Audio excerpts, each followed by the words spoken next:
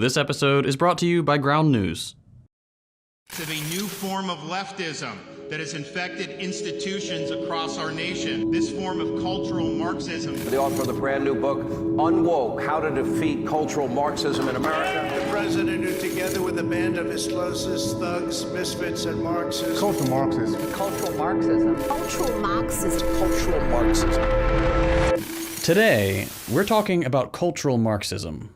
What it is, where it came from, and why conservatives seem to love talking about it. But if you don't want to stick around for the whole video, here's the gist. Cultural Marxism is a conservative buzzword, one that the right uses pretty carelessly to frighten its voters, inspire hate crimes, and make people think that America is, and can't be anything but, a white, Christian, and patriarchal country. You've basically already heard how the right uses cultural Marxism before. It's used as a label for a conspiracy theory that the right has given a lot of names to over time. Names like political correctness, wokeism, or multiculturalism, all of which have been used at one point or another interchangeably with cultural Marxism. Each of these words, of course, means something normal. Political correctness basically means not saying bigoted things.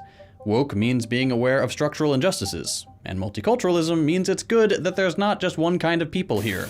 But to a reactionary audience, they also have a secondary meaning. They're names for a trend in our society behind which the right believes there's a powerful conspiracy. A conspiracy to, quote, destroy the West, supposedly being led by an elite of academics, corporate and media executives, and activists. All of whom the right believe are Marxists. And maybe also Jewish, but we'll get to that part later. The point of using the phrase cultural Marxism is to scare conservative voters, misinform them about progressive politics and who holds institutional power under capitalism, and advance a violent white supremacist agenda. And if you're a conservative watching this video, I know that right now I probably sound like a lefty stereotype. But I promise that's really what this rhetoric is about, and I can actually show you if you let me walk you through the evidence. Why don't we start with a quick history lesson? The cultural Marxism conspiracy theory first appeared in the US in the mid-90s, early 2000s-ish. But it's possible to trace a similar idea back to 1930s Germany and the Nazis.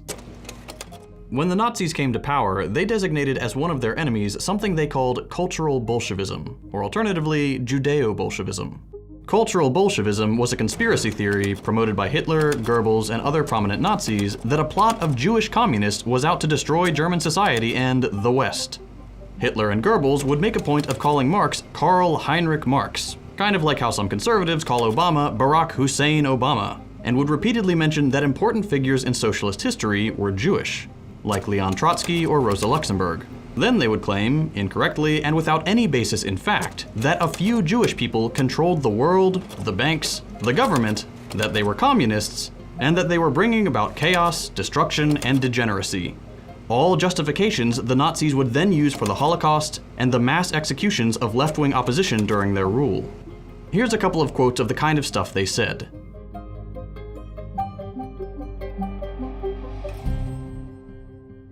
Anyway, flash forward. 60-ish years later, in the US now, the cultural Marxism conspiracy theory is created by these guys. Michael Minnicino, Gerald Atkinson, and William Lind. Throughout the mid-90s and early 2000s, all three of these paleoconservative authors, alongside a few others, wrote articles with some random mix of the words cultural Marxism, Frankfurt School, and political correctness in the title. And Lind's ended up becoming the most influential of the bunch, and kickstarting the cultural Marxism craze. So that's what we'll focus on in this video. Like his two buddies, Lind lays out the basic idea behind what he thinks cultural Marxism is, and why he thinks it's a problem. For starters, he thinks cultural Marxism is to blame for basically everything he doesn't like. Where does all this stuff we've heard about this morning, the victim feminism, the gay rights movement, the invented statistics, the rewritten history, the lies, the demands, all of the rest of it, where does it come from? For the first time in our history, Americans have to be fearful of what they say, of what they write, and of what they think. They have to be afraid of using the wrong word, a word that is denounced as offensive or insensitive, as racist, sexist, or homophobic.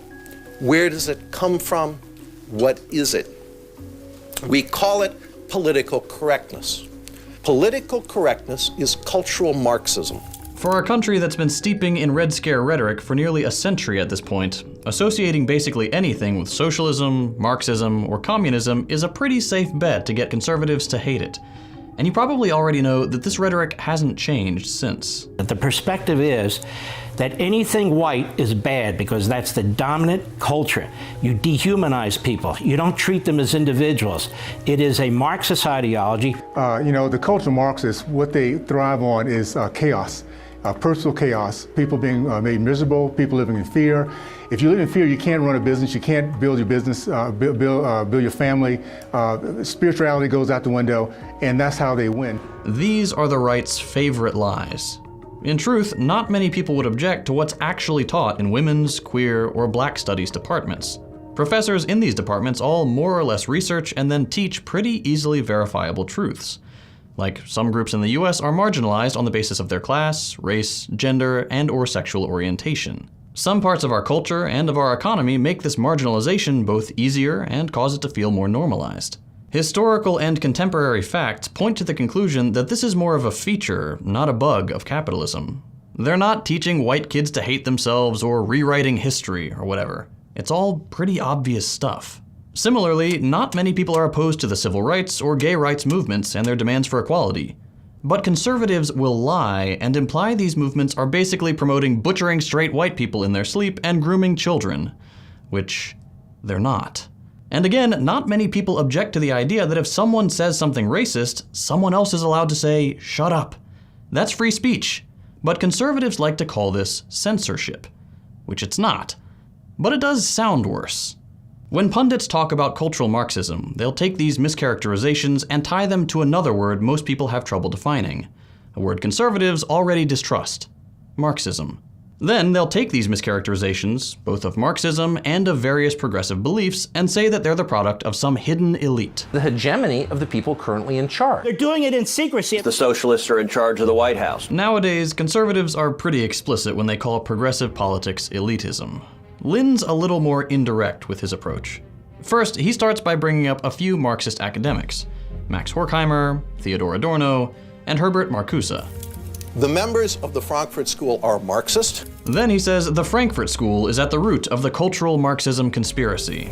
That the Frankfurt School, I believe, are the origins of the mess we find ourselves in our culture right now. They're the architects of the destruction of American culture as we know it. When you look at the background of critical race theory, this comes out of critical theory. Where does that come from? It comes from a school called the Franklin School that comes out of Berlin. And then he tells a story. From the anti-war protests through to the civil rights movement, and up to the highest level of government and media corporations, Lind et al. Claim that everything cultural Marxism starts with the Frankfurt School and their writing about critical theory. According to Lind, the ideas of a few lesser-known Marxist academics somehow became the dominant ideas of the elite in US civil society. Everything, basically, thanks to a couple of pretty niche books influential only within their field. For example, Lind says that Horkheimer developing critical theory created all the queer, black, and women's studies departments in universities. It didn't. Then he says these departments teach students to divide society into oppressors and victim groups, and this is why America is divided. That's not what they teach. Then he says this division was the Frankfurt School's intention, because division makes America weak and therefore vulnerable to communism, which is what they wanted all along. And all of this sounds sort of plausible, until you remember that racial, gender, and economic divisions straight up already existed way before Horkheimer. Like, Lind makes it seem as if Horkheimer pointing these things out, which he wasn't the first or last to do by a long shot, made racism and the struggle against it exist all of a sudden. As if this country being divided was the fault of people resisting their oppression, not the fault of the people doing it. He also briefly implies that cultural Marxist total control of society and culture happened because one of the members of the Frankfurt School worked for the OSS, and then two of them moved to Hollywood. I just thought that was funny. Like, they literally just moved to LA. They didn't make movies or anything, but that's his explanation for all the shady shit going on. Anyway, the quick summary of the last section is that cultural Marxists rule the world because some people acknowledge racism instead of pretending it doesn't exist. The cultural Marxism conspiracy would have you believe that behind every liberal, centrist politician saying Black Lives Matter, there's a secret communist.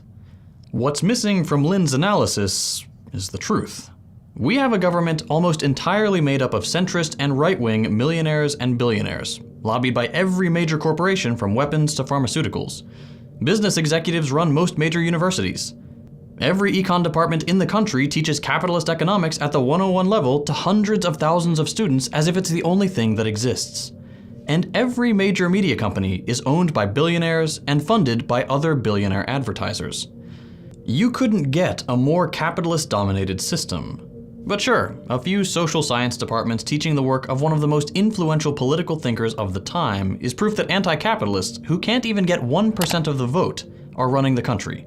Apparently, all the power of the capitalist class is just a facade. One day the communists will come out from the shadows, just wait. While in the meantime, Biden approves more oil and gas drilling on public lands than Trump. He'll show his true colors one day though, trust me. The thing is, the only way you could think that Marxists are running the US is if you, 1, defined Marxism as saying things like Black Lives Matter regardless of what you actually do after saying it, for example, pumping billions into police departments, and 2, defined being an elite as simply displaying these quote-unquote Marxist beliefs, regardless of wealth, status, or power. That is, in fact, precisely how DeSantis defines it. Institutional power, wealth, influence, heading a Fortune 500 company, none of that makes you an elite if you're focused on regular capitalist things like squeezing more profit out of your workers by any means necessary. This way Murdoch, Koch, Musk, and all their buddies aren't part of the elite at all, because they say socialism is bad. But a few college students staging a sit-in and just asking, for a higher minimum wage and less discrimination are the shadowy cabal threatening the very foundations of America. Not only is this idea of a Marxist takeover not based in any kind of reality, with this narrative, Lind and these other pundits are trying to make it seem like all these different movements for equality and social change from the 60s onwards are illegitimate. He makes social progress look deeply objectionable, and this story about cultural Marxism taking over because of a few books makes it seem like the change happened through a top-down conspiracy of a few privileged woke people, instead of what really happened. Millions of people protested, went on strike, and organized from the bottom up, marching and fighting against the prevailing classism, racism, sexism, and homophobia that brutalized them and their peers, only to achieve partial success, gaining legal equality without material equality, alongside a little more positive representation in popular media, to imply that those who are the victims of capitalism, those who are the most oppressed, most marginalized, are actually behind the curtain controlling everything is just wrong, and contrary to every piece of evidence we have about who has wealth and power in this country. Anyway, after making the claim that the Frankfurt School and a progressive elite are behind everything conservatives already hate, Lind then goes on to mention a few key details about them. 1, they're foreigners. And 2, he feels it's important to mention that they're Jewish. How does all of this stuff come here? How does it flood into our universities, and indeed into our lives today? The members of the Frankfurt School are Marxist. They are also, to a man, Jewish. In 1933, the Nazis come to power in Germany, and not surprisingly, they immediately shut down the Institute for Social Research. And its members flee. They flee to New York City. Now, is he mentioning that they're Jewish just because they fled the Holocaust? Maybe. But did he also deliver this speech at a Washington Holocaust denial conference hosted by an anti-Semitic journal? Yes. So, who's to say why he thinks bringing up the Jewish thing is important? Like in other examples of conservative rhetoric, Lind is playing on the xenophobic idea that foreigners are to blame for problems in the US, not a domestic capitalist ruling class. Cultural Marxism and the Frankfurt School comes from a school called the Franklin School. That comes out of Berlin.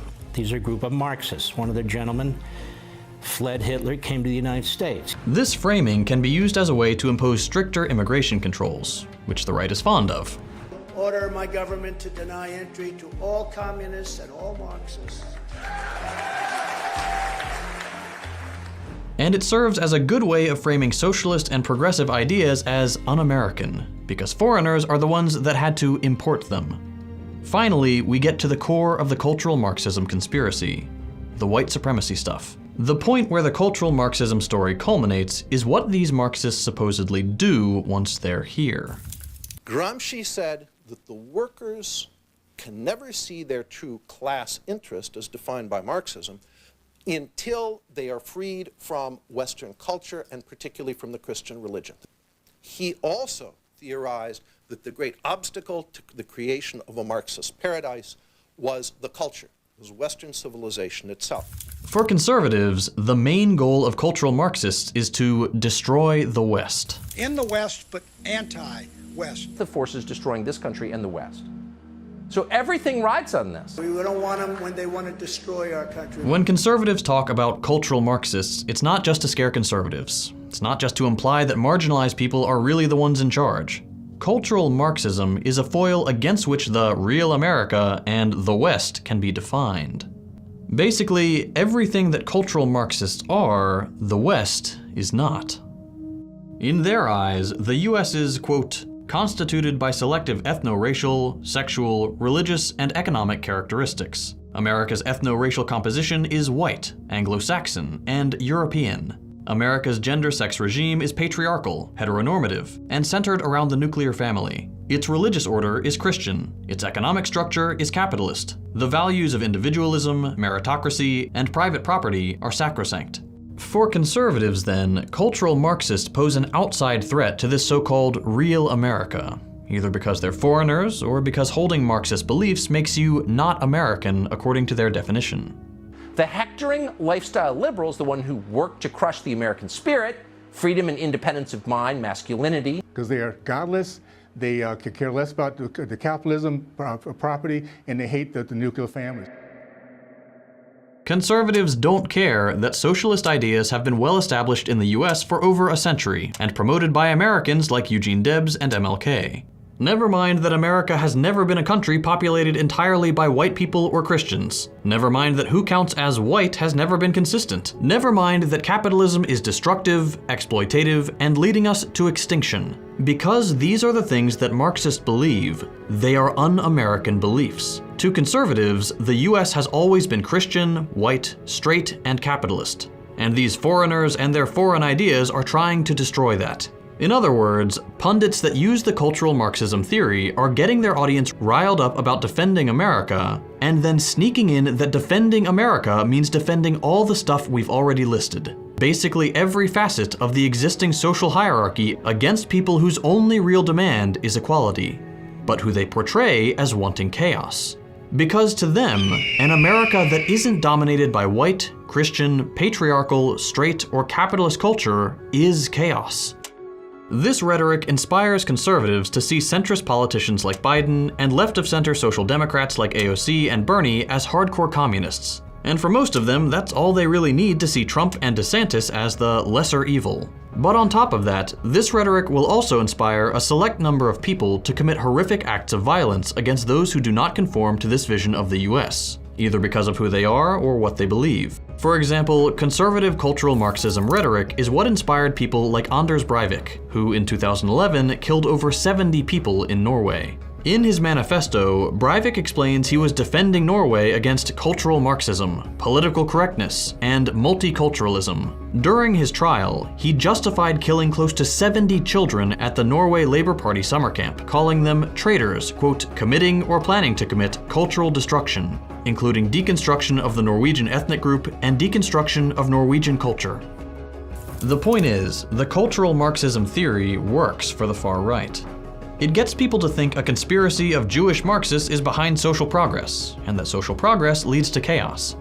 It gets them to vote for politicians always further to the right, to ignore the visible power of capitalists. And for a few of them, it inspires them to acts of terror against socialists and those who in any way, shape, or form do not conform to their idea of who is Western, who is us, who is we the people. This is dangerous. And that it continues to resurface is a problem we must address. We talked a lot about how the right weaponizes buzzwords like cultural Marxism in this episode, so I wanted to take a second to give an example of what that looks like in practice using today's sponsor, Ground News. One of the things right-wing media does really well is painting a picture of society that whips their viewers into an angry, terrified frenzy. Let me show you what I mean.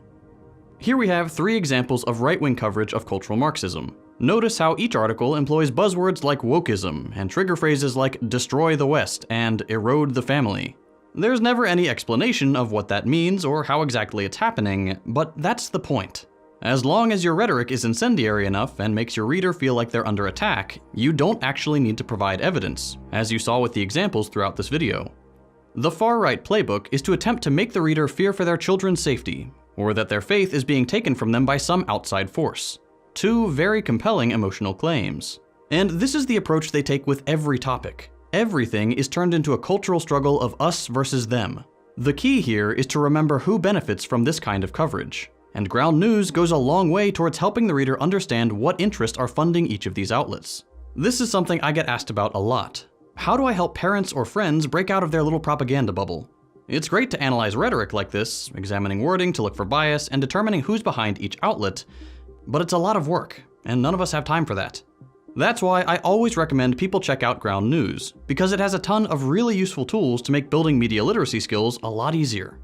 Ground News is a web and mobile app that aggregates over 50,000 news sources and offers intuitive, easy-to-understand comparison tools, so you can do things like what we did here: investigate how cultural rhetoric is weaponized.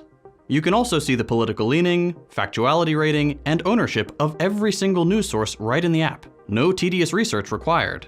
Now, full disclosure, as a socialist, I obviously disagree with the placement of some of these outlets. For example, I don't think CNN should be placed as far left as it is. But honestly, this might be a good thing when trying to educate your friends and family.